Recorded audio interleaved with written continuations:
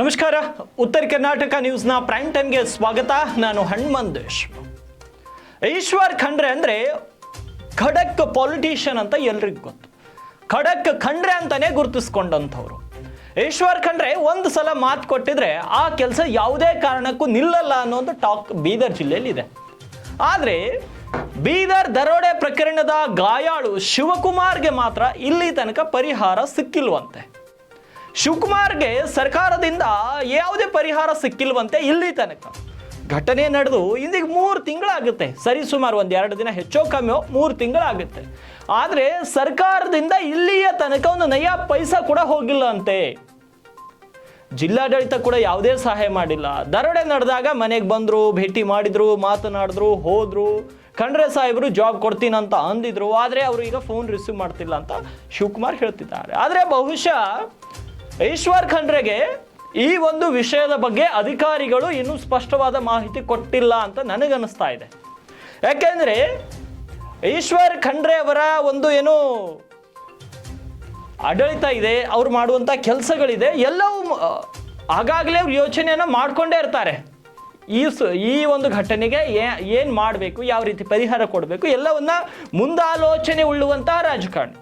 ಯಾಕಂದರೆ ಇವತ್ತು ರಾಜ್ಯ ಮಟ್ಟಕ್ಕೆ ಬೆಳೆದಂತಹ ರಾಜಕಾರಣಿ ಅವ್ರಿಗೆ ಕನಿಷ್ಠವಾಗಿ ಗೊತ್ತಿರುತ್ತೆ ನಮ್ಮ ಜನರಿಗೆ ಏನು ಬೇಕು, ಏನು ಮಾಡಿಸ್ಬೇಕಿತ್ತು. ಆದರೆ ಅಧಿಕಾರಿಗಳ ಕರ್ತವ್ಯ ಲೋಪನೋ ಗೊತ್ತಿಲ್ಲ, ಅಥವಾ ಈಶ್ವರ್ ಖಂಡ್ರೆ ಅವರಿಗೆ ನೆನಪು ಹೋಯ್ತೋ ಗೊತ್ತಿಲ್ಲ. ಆದರೆ ಬಹುತೇಕ ನನಗನ್ನಿಸುತ್ತೆ ಅಧಿಕಾರಿಗಳು ಅವ್ರಿಗೆ ಸರಿಯಾಗಿ ಮಾಹಿತಿಯನ್ನು ಅಪ್ಡೇಟ್ ಮಾಡಿಲ್ಲ ಅನಿಸುತ್ತೆ.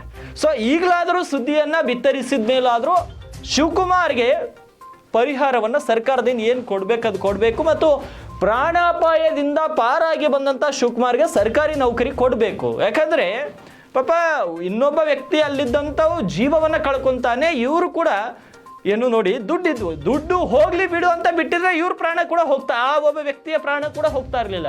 ಇಲ್ಲ ಹೋಗ್ಲಿ, ದುಡ್ಡಿಗೆ ನನಗೆ ಸಂಬಂಧ ಇಲ್ಲ ಅಂತ ಬಿಟ್ಟಿದ್ರೆ ಆ ವ್ಯಕ್ತಿಯ ಏನು ಗಾಯಗಳು ಕೂಡ ಆಗ್ತಾ ಇರಲಿಲ್ಲ, ಬದುಕ್ತಾ ಇದ್ರು. ಆದರೆ ಜನರ ದುಡ್ಡು, ಸಾರ್ವಜನಿಕರ ದುಡ್ಡು, ದೇಶದ ಸಂಪತ್ತು ಏನು ಆ ಒಂದು ವಿಚಾರದಲ್ಲಿ ಅವರು ಬಂದಂಥ ದರೋಡೆಕೋರರಿಗೆ ಇವರು ಎದುರಾಳಿಯಾಗಿ ನಿಲ್ತಾರೆ. ಆಗ ಗುಂಡು ಹಾರಿಸ್ತಾರೆ, ಗಾಯ ಆಗುತ್ತೆ, ಅವರು ಪ್ರಾಣ ಕಳೆದುಕೊಳ್ತಾರೆ.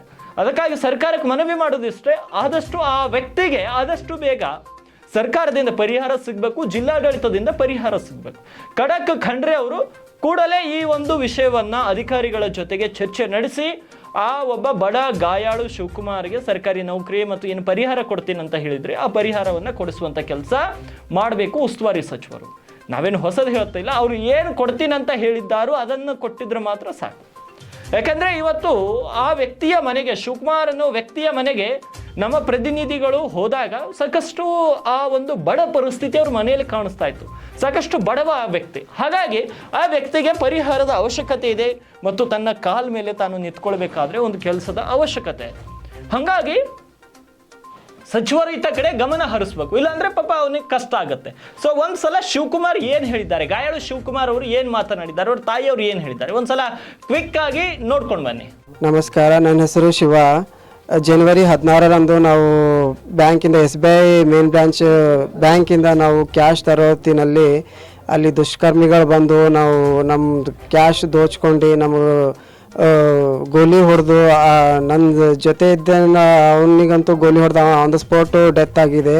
ನನಗೂ ಕೂಡ ಇಲ್ಲಿ ಎದೆಗೊಂದು ಗೋಲಿ ಹತ್ತಿತ್ತು. ಗೋಲಿ ಹತ್ತಿನಬಾರ್ದು ನಾನು ಕೂಡ ಅಲ್ಲಿ ಬೇಹೋಶ್ ಬಿದ್ದಿದೆ. ಆದರೆ ನನಗೆ ಇಮಿಡಿಯೇಟ್ಲಿ ಕೇರ್ ಆಸ್ಪತ್ರೆಗೆ ಕರ್ಕೊಂಡೊಯ್ದು ನನ್ನ ಚಿಕಿತ್ಸೆ ಆಯಿತು. ಬದುಕು ಸಾವಿನ ಬಗ್ಗೆ ಹೋರಾಡಿ ನಾನು ಚಿಕಿತ್ಸೆ ಪಡೆದುಕೊಂಡು ಅಲ್ಲಿಂದ ನನಗೆ 6 ತಿಂಗಳು ಬೆಡ್ ರೆಸ್ಟ್ ಕೊಟ್ಟಿದ್ದಾರೆ ಡಾಕ್ಟ್ರು. ಇಲ್ಲಿವರೆಗೂ 3 ತಿಂಗಳಾಯಿತು. ಆದರೂ ಇನ್ನೂ ಸರ್ಕಾರದಿಂದ ನನಗೆ ಏನೂ ಆರ್ಥಿಕ ಸಹಾಯ ಆಗಿಲ್ಲ. ಜಿಲ್ಲಾಡಳಿತ ಅವ್ರ ಕಡೆಯಿಂದ ಕೂಡ ಏನೂ ಸಹಾಯ ಆಗಿಲ್ಲ. ಇಲ್ಲಿವರೆಗೂ ಇನ್ನೂ ತಕ್ಕ ಮನೆಗೆ ಬಂದು ಇನ್ನೂ ಯಾರೂ ಏನೂ ಕೇಳಿಲ್ಲ. 3 ತಿಂಗಳಾಯಿತು ಇಲ್ಲಿವರೆಗೂ. ತುಂಬ ಕಷ್ಟದಲ್ಲಿ ಇದ್ದೀನಿ ನಾನು. ಆ ಟೈಮ್ ಇನ್ಸಿಡೆಂಟ್ ಆದಾಗ ಬಂದು ಹೋಗಿದ್ರು. ಆದರೆ ಇಲ್ಲಿವರೆಗೂ 3 ತಿಂಗಳಾಯಿತು, ಇನ್ನೂ ಇಲ್ಲಿವರೆಗೂ ಯಾರೂ ಏನೂ ಕೇಳಿಲ್ಲ. ಆದ ನಂತರ ಯಾರು ಏನು ಕೇಳಿಲ್ಲ ನನಗೆ. ಭರವಸೆ ಅದೇ ನನಗೇನು ಈಶ್ವರ್ ಖಂಡ್ರೆ ಅವರು ನನಗೆ ಜಾಬ್ ಕೊಡ್ತೀನಿ ಅಂತ ಅಂದಿದ್ದಾರೆ. ಆದರೆ ಇಲ್ಲಿವರೆಗೂ ಇನ್ನೂ ಏನಾದ್ರದ್ದು ನೋಟಿಫಿಕೇಶನ್ ಏನೂ ಬಂದಿಲ್ಲ. ವಾಪಸ್ ಏನೂ ಅದ್ರದ್ದು ಇನ್ನೂ ಏನೂ ಇದನ್ನೇ ಆಗಿಲ್ಲ. ಆರ್ಥಿಕ ಸಹಾಯ ಕೂಡ ಏನೂ ಆಗಿಲ್ಲ. ನನಗೆ ಫೋನ್ ಕೂಡ ರಿಸೀವ್ ಮಾಡ್ತಾ ಇಲ್ಲ. ಸೊ ನಂದು ಕಳಕಳಿ ಏನಂದರೆ, ನಂಗೆ ನಾವು ಬಡ ಕುಟುಂಬದವ್ರು ಇದ್ದೀವಿ. ನಂಗೊಂದು ಯಾವ್ದಾರ ಒಂದು ಸರ್ಕಾರ ನೌಕರಿ ಕೊಡಬೇಕು. ನಾನು ಕೂಡ ಡಿಗ್ರಿ ಮುಗಿಸಿದ್ದೆ, ಗ್ರ್ಯಾಜುಯೇಷನ್ ಮುಗಿಸಿದ್ದೇನೆ. ಸೊ ಅದಕ್ಕಾಗಿ ನಂದು ನಿರ್ವಹಣೆ ಒಂದು ಮಾಡಬೇಕಂತ. ಯಾಕಂದ್ರೆ ನಂಗೆ ಮೊದಲಿನ ಥರ ಇವಾಗ ನಂದು ಇದು ಹಾರ್ಡ್ ವರ್ಕ್ ಮಾಡೋಂಗಿಲ್ಲ. ಪೂರಾ ವೀಕ್ ಆಗಿಬಿಟ್ಟು ನಾನು. ಇನ್ನು 3 ತಿಂಗಳು ಬೆಡ್ ರೆಸ್ಟೇ ಇದೆ. ಸೊ ಅದಕ್ಕಾಗಿ ನಾವು ಒಂದು ಜಿಲ್ಲಾಡಳಿತಕಾರಿ ಸಚಿವರಾಗಲಿ ಯಾರೇ ಆಗಲಿ ಪ್ರತಿಯೊಬ್ಬರಿಗೆ ನಾನು ಕೇಳ್ಕೊಳ್ಳೋದು ಏನಂದರೆ, ನಂಗೊಂದು ಸ್ವಲ್ಪ ಆರ್ಥಿಕ ವ್ಯವಸ್ಥೆ ಸಹಾಯ ಕೂಡ ಆಗಬೇಕು. ಹಾಗೆ ನಂಗೆ ಯಾವುದಾದ್ರು ಒಂದು ಸರ್ಕಾರಿ ನೌಕರಿ ಕೊಡಬೇಕೆಂದು ನಾನು ಕೇಳ್ಕೊಳ್ಳುತ್ತೇನೆ. ನಾಳೆ ಕೂಡ CM ಅವ್ರಿಗೆ ಹೋಗಿ ಭೇಟಿ ಕೊಡಬೇಕಂತ ನಂದು ಅಭಿಪ್ರಾಯ ಇದೆ. ಏನಂತ ಅಂದರೆ, ನಂಗೆ ಈ ಥರ ಗುಂಡೇಟು ನಾನು ಒಂದು ಬಲಿಯಾಗಿದ್ದೇನೆ ದುಷ್ಕರ್ಮಿಗಳೊಂದಿಗೆ. ಅದಕ್ಕೋಸ್ಕರ ನಂಗೊಂದು ಯಾವ್ದಾರ ಒಂದು ಸರ್ಕಾರಿ ಜಾಬ್ ಕೊಡಬೇಕಂದು ಅವರಿಗೆ CM ಅವರಿಗೆ ಕೇಳ್ಕೊಳ್ತೇನೆ. ಆರ್ಥಿಕ ಸಹಾಯ ಕೂಡ ನಂಗೆ ಆಗಬೇಕಂತ ನಾನು ಮನವಿ ಮಾಡ್ಕೊಳ್ತೇನೆ. ಯಾಕಂದರೆ ಈ ಪರಿಸ್ಥಿತಿಯಲ್ಲಿ ನಾವು ಬದುಕು ಸಾವಿನ ಬಗ್ಗೆ ಹೋರಾಡಿ ನಾನು ಬಂದಿದ್ದೇನೆ. ದುಷ್ಕರ್ಮಿಗಳು ಅಮೌಂಟ್ ತೊಗೊಂಡು ಹೋಗ್ಬಿಟ್ರು, ಆದರೆ ನಮಗೆ ಇನ್ನೂ ಯಾರು ಏನು ಆರ್ಥಿಕ ಸಹಾಯ ಆಗಿಲ್ಲ. ಎಸ್, ನೋಡಿದ್ರಲ್ಲ ಶಿವಕುಮಾರ್ ಮತ್ತೆ ಅವರ ತಾಯಿಯವರು ಹೇಳಿರುವಂಥ ಮಾತುಗಳು. ಸಾಕಷ್ಟು ಕಷ್ಟದಲ್ಲಿರುವಂತಹ ಕುಟುಂಬ, ಆ ಕುಟುಂಬಕ್ಕೆ ಇವಾಗ ನೆರವಿನ ಅವಶ್ಯಕತೆ ಇದೆ. ಸರ್ಕಾರ ಅದಕ್ಕೆ ಸರಿಯಾಗಿ ಸ್ಪಂದಿಸಬೇಕು. ಉಸ್ತುವಾರಿ ಸಚಿವರು ಕೂಡ ಗಮನ ಹರಿಸಬೇಕು. ಯಾಕೆಂದರೆ ಉಸ್ತುವಾರಿ ಸಚಿವರ ಮೇಲೆ ಅವರು ಸಾಕಷ್ಟು ಭರವಸೆಗಳನ್ನು ಇಟ್ಕೊಂಡಿದ್ದಾರೆ. ಉಸ್ತುವಾರಿ ಸಚಿವರು ಮಾಡ್ತಾರೆ, ಉಸ್ತುವಾರಿ ಸಚಿವರು ಮಾತು ಕೊಟ್ಟಿದ್ದಾರೆ ಅಂತ. ಬಹುತೇಕವಾಗಿ ನಾನು ಹೇಳ್ತೀನಿ, ಉಸ್ತುವಾರಿ ಸಚಿವ ಈಶ್ವರ್ ಖಂಡ್ರೆ ಕೊಟ್ಟ ಮಾತು ತಪ್ಪಲ್ಲ. ಅದು ಜನಜನಿತ. ಖಂಡ್ರೆ ಖಡಕ್ ಖಂಡ್ರೆ ಅಂತ ಯಾಕೆ ಗುರುತಿಸ್ಕೊಂಡಿದ್ದಂದರೆ, ಯಾವುದೇ ವಿಷಯದಲ್ಲಿ ಭ್ರಷ್ಟಾಚಾರ ಮಾಡುವಂಥ ವ್ಯಕ್ತಿ ಅಲ್ಲ ಅಂತ ಸ್ವಭಾವ ಕೂಡ ಅವರಿಗಿಲ್ಲ. ಮತ್ತು ಬಡವರು ಹೋದಾಗ ಕೆಲಸ ಆಗೇ ಆಗುತ್ತೆ ಅನ್ನೋ ಒಂದು ಭರವಸೆ ಇದೆ. ಅದಕ್ಕಾಗಿ ಈಶ್ವರ್ ಖಂಡ್ರೆ ಈ ಒಂದು ದರೋಡೆ ಪ್ರಕರಣದಲ್ಲಿನ ಏನು ಗಾಯಾಳು ಶಿವಕುಮಾರ್ ಕೂಡ ನ್ಯಾಯ ಒದಗಿಸ್ತಾರ ಅನ್ನೋ ಒಂದು ಭರವಸೆ ಇದೆ. ನೋಡಬೇಕು, ಒಂದು 8 ದಿನ 10 ದಿನ ಸಚಿವರ ಗಮನಕ್ಕೆ ನಾವು ಕೂಡ ತರೋಣ, ಆ ಒಂದು ವ್ಯಕ್ತಿಗೆ ನ್ಯಾಯ ಸಿಗಲಿ ಅಂತ. ಇಲ್ಲಾಂದರೆ ಮತ್ತೊಂದು ಸಲ ಸಚಿವರ ಗಮನಕ್ಕೆ ತರುವಂಥ ಕೆಲಸ ನಿಮ್ಮ ಉತ್ತರ ಕರ್ನಾಟಕ ನ್ಯೂಸ್ ಮಾಡುತ್ತೆ.